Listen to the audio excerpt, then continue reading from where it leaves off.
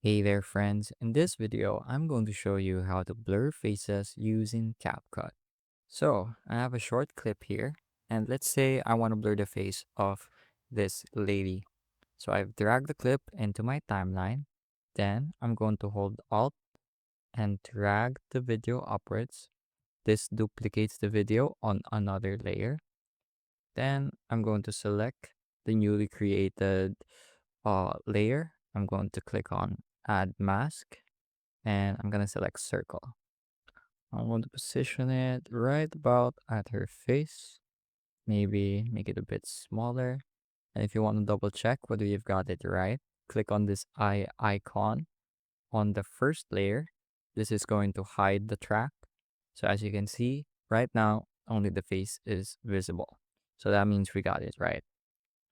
Next, I'm going to go over to the effects tabs and then I'm going to type in blur.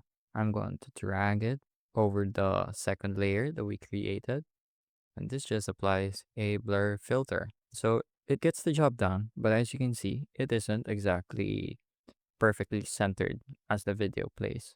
So to fix this, let's go back to the start.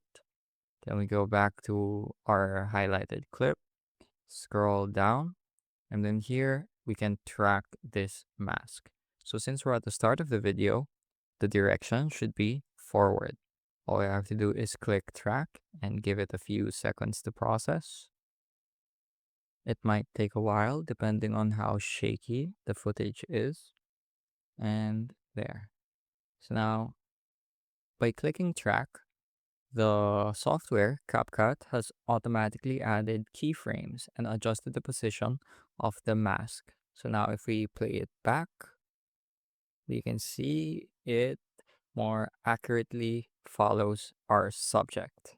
So that's how to blur faces using CapCut. I hope I was able to help and I hope you learned something new.